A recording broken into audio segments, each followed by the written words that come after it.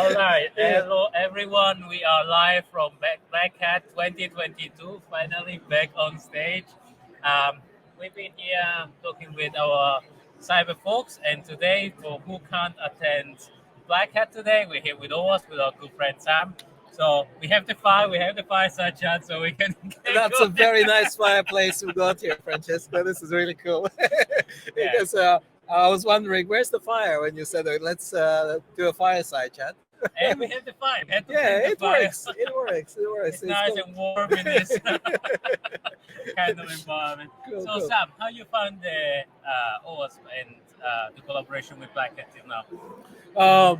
I think it's great that Black Hat still continues to collaborate with lots of non-profits. So we've got Women in Cybersecurity as well as quite a few other non-profit organizations. Even though we're at the back of the hole, but it's still good because people are finding us, and we had absolutely huge interest this morning. I just couldn't say the first hour of opening of Black Hat. Hundreds of people coming to our booth talking about the OWASP Top 10, OWASP projects. Fantastic. Quite a few people who didn't know what OWASP was. I said, well, I heard the name, but what does your company do? I'm like, we're not a company. We're a charity. We're a non-profit. Maybe let's clarify for people that is not aware of what OWASP is, a little bit the history. Tell us a little bit more. Of course. So OWASP stands for Open Web Application Security Project, and that's what OWASP is. It's been around for over 20 years now. We celebrated 20 years in last September.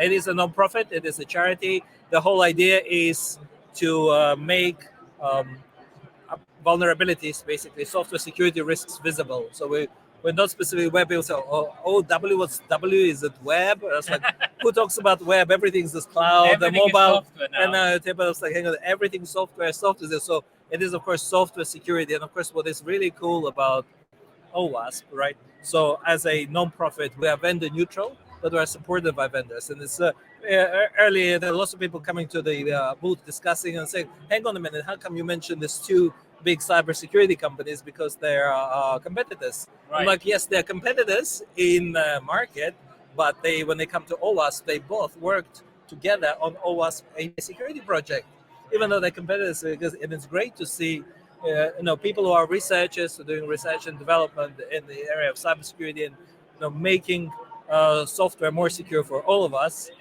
Doesn't matter which company you come from, because it's the whole idea of making software in this world more secure.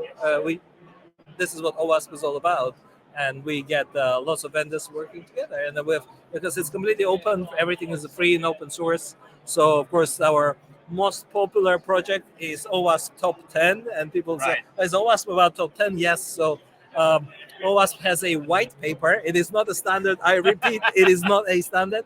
It is a white paper called OWASP Top 10. It became kind of the de facto standard. Application security risk. I'll tell you why. Because obviously in 2005, payment card industry, so that's Visa, MasterCard, and American Express, they got together because back then everyone was so fed up with all the credit card breaches, because every single online shop back then, because it was really big, right? Everyone have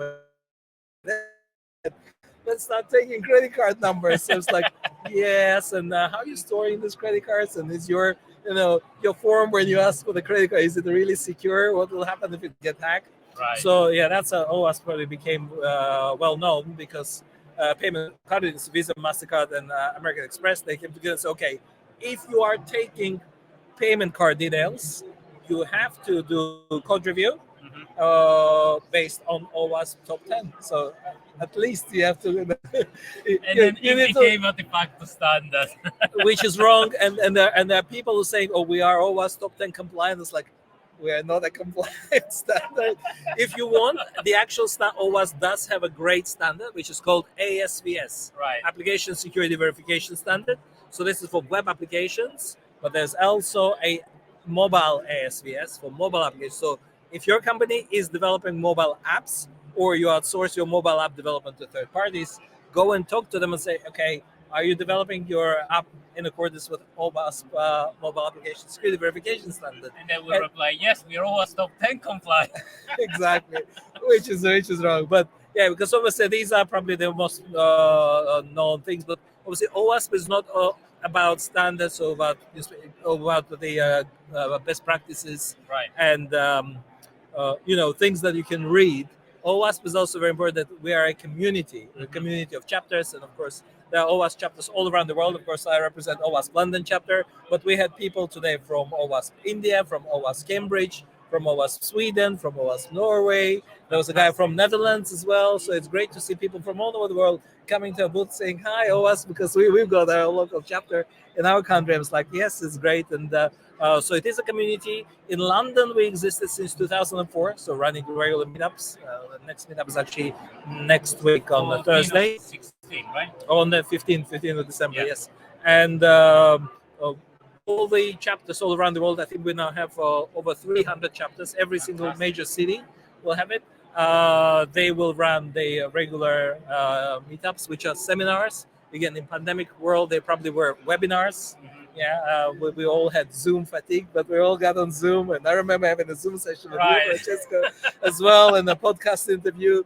But now everything is back in person, which is great. And we're gonna another thing that was a part of the community. Also the chapter streams, and I really like the fact that the chapter stream to give access to everybody to the content. We do live stream everything, so everything is free, open source. All the projects open source. So apart from standards and the community meetups, we do two other cool things. So one is OWASP projects is they are open source tools. So you can, for example, find a vulnerability scanner, penetration testing framework. You can find something called OWASP SKF, Security Knowledge Framework, which is a knowledge base which you can use to educate the developers how to code about security. And lots of there are over 300 free open source projects that you can get from OWASP. And another cool thing that OWASP does, it organizes global application security conferences. So usually there are 3 conferences per year, one in USA, one in Europe, and one in Asia Pacific. So we just had a conference in USA in San Francisco, and the next one's going to be in Dublin in February, 13th to 16th of February. So yeah, please come and join us. It's going to be a cool conference in Dublin. And how did you get involved with OWASP on the first? I got involved in OWASP very interesting because I used to be a web developer back many years ago, and this is exactly PCI DSS because when I started looking into credit card security, and I found the PCI DSS standard, and I found this thing called OWASP Top 10. Okay. And then started implementing it, and I got involved and sort of moved from software development into software security. And then I discovered that there is a chapter in London, and they had a mailing list. So I signed up to the mailing list, started coming to the chapter events, and for many years. And then the previous chapter leader moved to another country, and they invited myself and Sharif, my co-leader, and say, "Okay, guys, looks like you're very active volunteers. Would you like to volunteer and continue working?" Obviously, this is another very important thing to say about OWASP. Everyone is a volunteer. It's a nonprofit, fully supported by volunteers. There are only, I think, 6 paid members of staff for the nonprofit. Everybody else is a volunteer, including board of directors. We're donating our spare time to basically help everyone to learn about securing their software. Software. And I think it's a remarkable thing. I think we just celebrated 20 years of OWASP right now. That's right, yeah. So I love what Mark Murphy said, that when it started, it was a minor thing, and now everything is about OWASP. It's really not a standard, but it's really an organization that has changed the way people think about security in software, and hopefully we have progressed, and the data shows that we have progressed the software industry a step beyond. Hopefully. However, and this is what I keep repeating every time when I talk about OWASP, the first version of OWASP Top 10 was published 20 years ago. So this is, and if you look at the vulnerabilities, software vulnerabilities, the vast majority of them is still the same. So even today in 2022, we are 1 month away from 2023. Every single day I read about vulnerabilities in various systems, big brand names, and they're still exactly the same vulnerabilities which existed 20 years ago. So the software battle is not yet over, but also it's not all doom and gloom. Certain category of vulnerability has almost completely disappeared. There are still there, but have lower down in the list of OWASP top 10. So there is a bright side, I guess. We're getting better slowly. It's good, yeah, of course, yeah. It's improving. The situation is improving slowly, but again, probably not as fast as we would like to see. Right. And again, one of the major issues why this happens, I think, is because secure software development is still not something which is taught at universities. So computer science That's students, true. software engineers, um, they don't really know how to code securely. They might have some cybersecurity modules Mhm. at university, but it's mainly going to be around network security or cryptography, but not about stuff like OWASP Top 10 and risks to the applications. Most importantly, how to code security, how to code defense, because security is a very strange thing, right? Right. It's an invisible thing. Up, It's a up side effect. until it is visible, and then everybody screams about it, right? Exactly, and it's going to be a slow adoption. But I totally agree with you that there's some improvements. Some types of vulnerabilities are now gone. Obviously, back in the 90s and early 2000s, big vulnerability was, for example, buffer overflow, and again, that's basically due to the programming languages used back then. Obviously, that was a very dangerous vulnerability.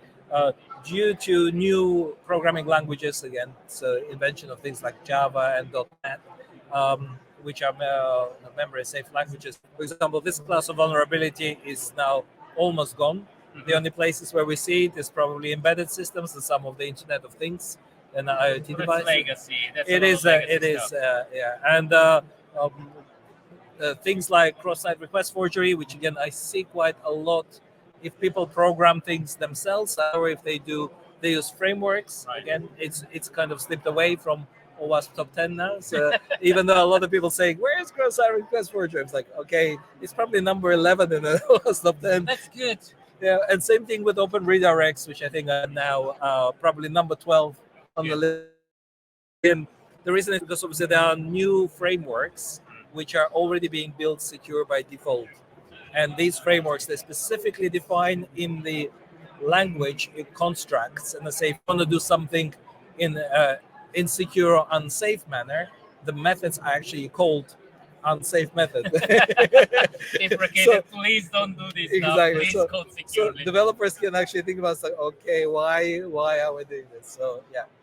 No, that's good. I think what OWASP has done has highlighted the problem, has brought together a community, has built a community of people that otherwise will think that they're crazy and actually thinking security. And a lot of security stuff, as you say, is very specialized, but also is doing things right.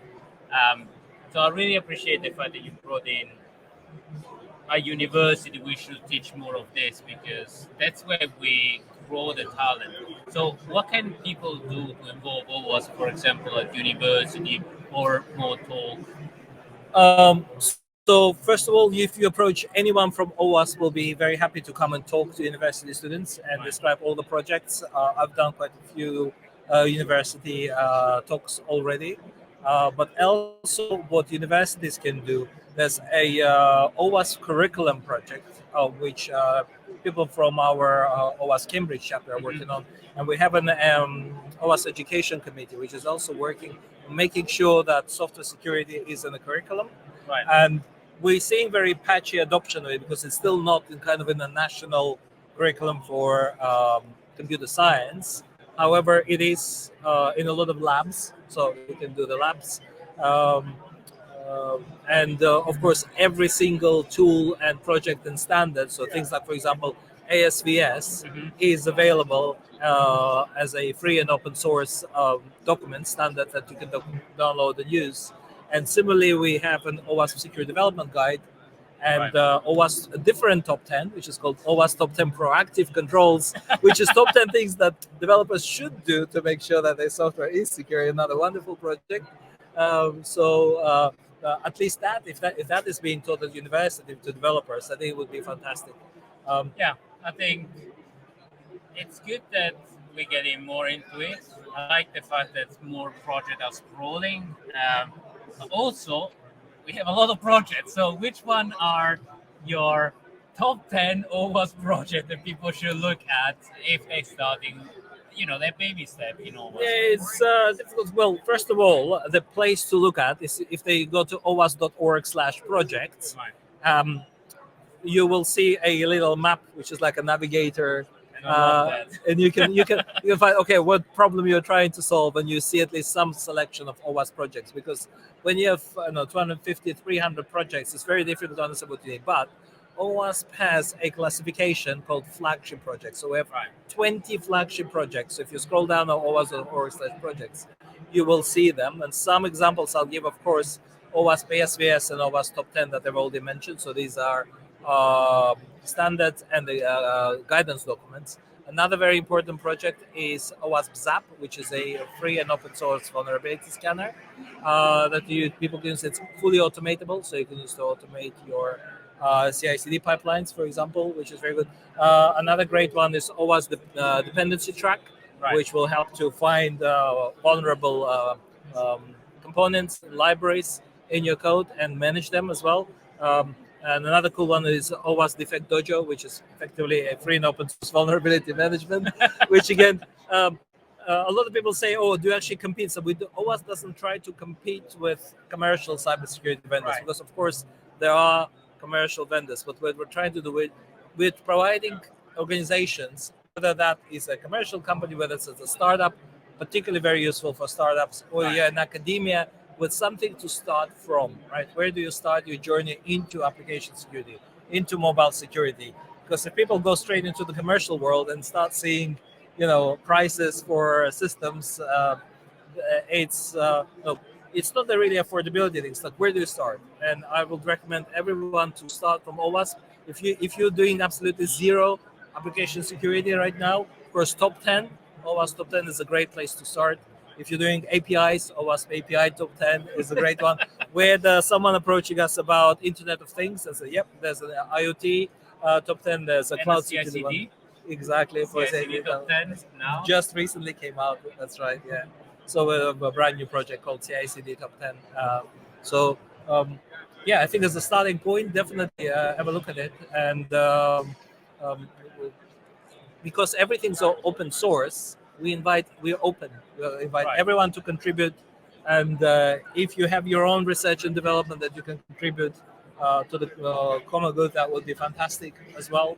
But you can also contribute just by helping us to maintain the projects, test them, find any issues, bugs, translating into various languages, or doing the advertisement or talk about it. That's right. There is a lot in OWASP that people think is just technical. While running the chapter, helping people getting organized, even cleaning the floor, even the simple thing.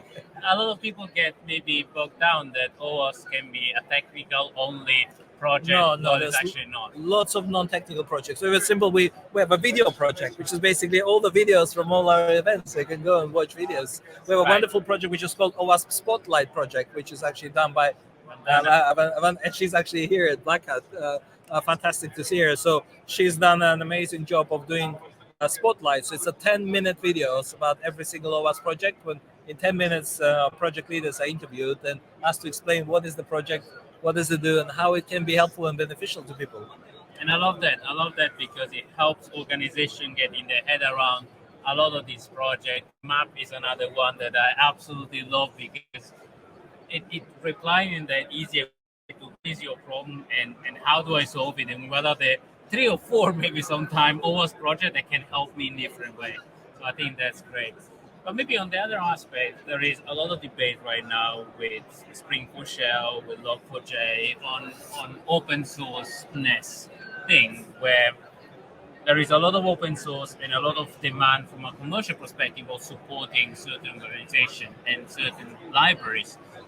Now, especially with Log4j, people didn't realize that the maintainers are actually giving their free time. And what is your opinion on the whole debate around open source and need to be maintained by specific individual and organization? Maybe they use it commercially and not giving back. Well, open source is here with us. It's a fact of life. If someone claims they don't use any open source, they're definitely lying. So, because that's just the fact of the our current state of source. If you look at any of the vendors here at Black Hat, they all use open source libraries, right? But of course, open source does have a big problem because um, it is maintainability, and we recently seen another problem, which is not just Log4j. This is what the problem of protestware, right? Where maintainers of open source packages can actually intentionally turn them malicious for some countries. This is very new for this year, of course, with the political situation around Ukraine. This is starting coming out, and it's very, very dangerous because the usual advice with all open source components and just generally with any software is you have to upgrade to the latest version, right? To stay secure, stay up to date. Now, this year has turned it all upside down because some maintainers of open source packages, they said they would modify their latest version and they say, okay, DDoS. It's a specific DDoS. into denial of service attack, and instead of seeing menu on your web page, suddenly you'll start seeing heart emojis or flags of certain country emojis. I think Which we is got used. I think we got used in this word to actually trust, in a way, blindfoldly open source for some reason because it never caused issue. But really, open source is third-party open source supply chain management. It's That's still correct. code that you download from somewhere. And I think probably for me, the eye-opening and the realization where this was actually third-party was the British Airways hack, where a library was used to actually inject malicious code. And it was particularly complicated. But that made me realize, bloody hell, there is open source attack, specific attack, and that's the whole open source came through. So open source ecosystem is a great example of British Airways hack. Now the ecosystem gets attacked. So if you trust open source package and it's being downloaded essentially from a third party location, right? It's a great place for hackers to let's not give advice to replace it, and but you have to think about this exactly. So it's about threat modeling because this is another very interesting question about our latest OWASP top 10, because one of the top 10 critical risks that we have in our latest OWASP top 10 is the lack of secure design. Yeah. And this is very important, and this actually highlights the fact that people should do threat modeling before they release the applications. Yeah, and maybe let's demystify a little bit the threat modeling, because people think, okay, threat modeling is a longy and complex exercise of looking at all the attack vector, who is attacking, how is the system contributing. Sometimes it's actually much easier than that. It's like 10-minute exercise of looking at what the problem is, who could potentially attack it, and even a small analysis could bring up the aha moment that tells you, maybe we need to look at it more often. And OWASP has a fantastic card game exercise, including Shawshank card game. That's right. So we have a card game called OWASP Cornucopia, which developers can use and play the game during their lunch breaks or whenever they want. During the pandemic, we got a virtual version of it, online version, developed, which is just copy, and it's available online for free for teams to play and learn about potential threats to the applications. And the threat modeling exercise could be trying to identify if you can break the cornucopia online game. That actually did happen. Yeah, that happened. Yeah, I know. I was guilty with. yeah, but it's still well, you have to start somewhere. People say, okay, how do we start designing our applications? How can we get developers to think about threats? Right. To think about security and say, okay, if you don't know where to start from a fun card game, and you can get it from OWASP. You can download it, print it, order a card deck, or just go online and start playing with developers online. And on the positive side, I guess that creates that rapport between security developer, what is gamification of an exercise that traditionally could be very manual and very dragging, while if you start engaging people and teams, that's right, you start a conversation, and sometimes the answer is, well, maybe we're not securing it right now, but we start thinking next time we're doing a sprint, we're doing a retrospective, maybe we can fix it. Maybe on that subject, when was your aha moment where you saw a particular exercise with a dev team with a specific business unit that made them realize, damn, this is something easy. This is something a small change that I can do. Maybe on your history and on your I think one of the great examples, my aha moment, came when I started actually showing to developers during lunch and learn exercise what the actual real life hack looks like, right. because a lot of them they don't understand it. I think once you actually start showing them and demonstrating to them, this is what actually happens, and this is not some some is intentionally vulnerable application which you can download from internet as a lab. This is actually your application that you Right. develop, and this is how cyber criminals can break into it. And this is what you should have done to make sure that you Right. protect from these threats. That's where the aha moment happens, and developers say, "Oh, I never thought of this." Right? This is really great. I should talk to security more often. And that creates the rapport, right? That creates Exactly. that sense of trust, Exactly. that sense of, oh, I go and talk to security, they're gonna give me task lists and things to do. Instead, it's like, oh, I'm gonna go and talk with security because they're gonna make my life easier. I'm gonna make more money maybe because I become Exactly. more secure and more security aware. So there are a lot of aspects of interacting into get involved with OWASP. So maybe on the last bit, ASVS. Tell us more about ASVS and what is the project about. Yeah, so application security verification standard is actually structured as a standard. It is something which you can take and download straight away, and you can go through your application and look at the SVS and go through all the requirements, see if these requirements are satisfied or not. There are various levels available there as well. So, for example, if your application is a banking application, you will require the highest level of security. So we'll go to the highest level of SVS. If your web application is just a website, which is like a brochure where it tells this is who we are, this is what we do, this is how to contact us, there will be different requirements. Right. And basically, this is what ASVS allows you to. It is a very good, comprehensive, very easy to understand set of uh, verifications. So it is really a checkbox exercise. They can go and say, "Are you doing this? Yeah. Are you securing your passwords? Are you encrypting your data? Are you validating your input?" And you can even download it as an Excel spreadsheet. Number one security tool. Jira. Or Jira stories. Or Jira stories. Jira stories is slightly different. So that is OWASP security stories, which again a very easy way to inject threat modeling into the developer workflow. Yeah, because it's something you can download and use. Yes. Every new project can have that embedded as a template. That's right. Number of stories. And if it's in backlog, you need to look at it at least, right? That's right.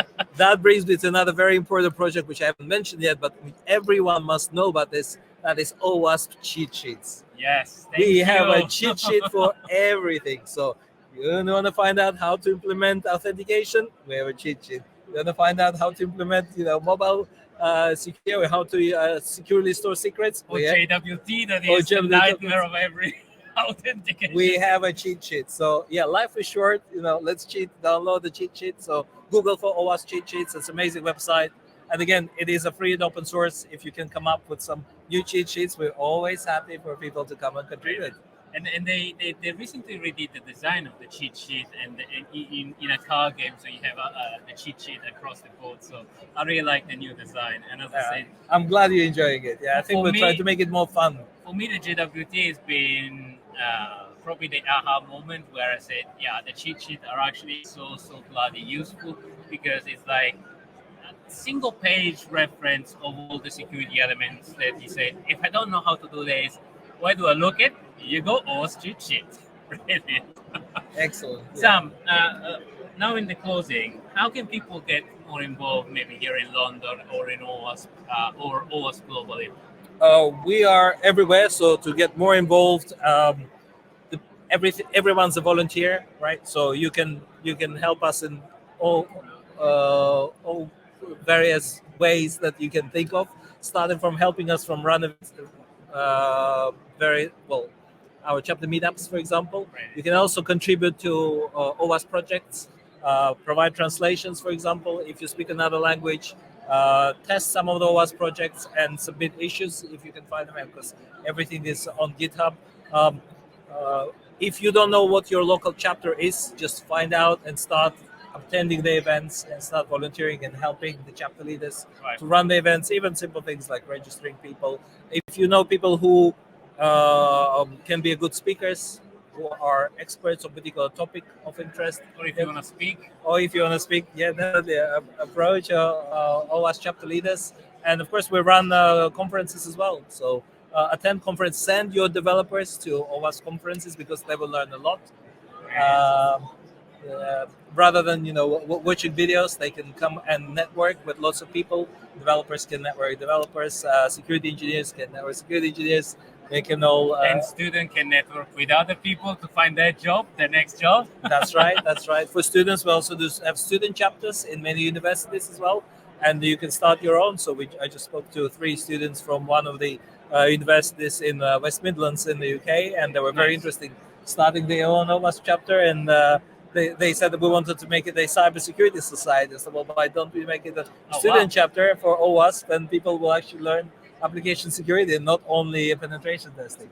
Yeah, and that's a little bit of demystification that maybe a university, everybody sees immediately, the pen testing aspect, the attacker aspect. There is so much more into security than just, okay, jump on it, do the penetration testing. It's actually Defender and Purple Team as a new kind of global collaboration where you test and then you fix is the one that really makes a difference, right? Well, at OWASP, we have projects which are of 3 types: builder, breaker, and defender. So if you want to break something as a pen testers, we have a project for that.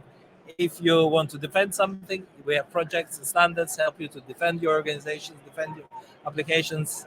And of course, we also have a builder, which means you can actually build tools which could be useful for people, and also build standards or guidelines, or we talked about security stories and epics, which might be useful as well.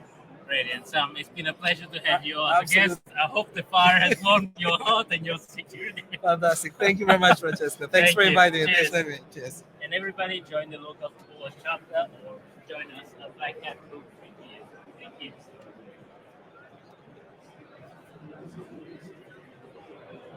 Vulnerabilities today before attackers exploit them tomorrow.